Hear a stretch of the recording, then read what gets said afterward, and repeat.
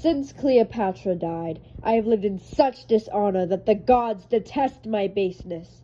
I that with my sword courted the world, and o'er green Neptune's back with ships made cities, condemn myself to lack the courage of a woman, less noble mind than she, which by her death our Caesar tells I am conqueror of myself.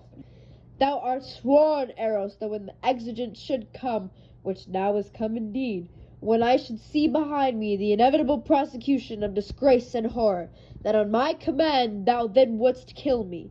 Do it, the time is come. Thou strikest not me, to Caesar thou defeat'st.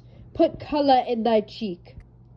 Eros, wouldst thou be windowed in great Rome, and see thy master thus with pleated arms bending down his corrigible neck, his face subdued to penetrative shame, whilst the wheeled seat of fortunate Caesar, drawn before him, branded his baseness that ensued? Come then, for with a wound I must be cured. Draw that thy honest sword, which thou hast worn most useful for thy country.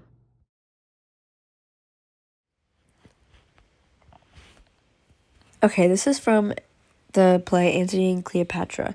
This is Antony from Act 4, Scene 14. It begins at line 56. He says here, since Cleopatra died, I have lived in such dishonor that the gods detest my baseness. So Cleopatra's obviously died. He's now living in dishonor now that she's gone, and he's still there, and he feels that it's his fault. He says, I that with my sword courted the world, and over green Neptune's back with ships made cities. So he's basically saying, like, I've gone all across the world, I've taken over places, and like made beautiful cities out of nothing. Although I've done all of that, I still lack the courage of a woman, basically. That's what he's saying. He says, less noble mind than she which by her death our Caesar tells I am conqueror of myself.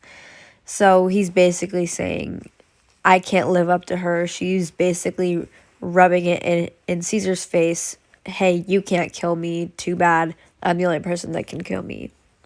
Then he goes on to say, thou art sworn, Eros, which is who he's talking to, that when the exigent should come, which now is come indeed, when I should see behind me the inevitable prosecution of disgrace and horror, that on my command thou then wouldst kill me. So basically he's saying, listen, Eros, you swore to me that when the time should come, whenever like the time arrives, when it's time, you need to kill me.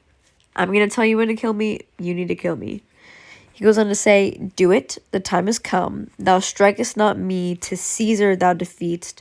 Put color in thy cheek. So he's saying, do it now. The time has come. You're not killing me. You're defeating Caesar. Then we move on to Eros. Wouldst thou be windowed in great Rome, and see thy master thus with pleated arms bending down his corrigible neck, his face subdued to penetrative shame, whilst the wheeled seat of fortunate Caesar drawn before him branded his baseness that ensued?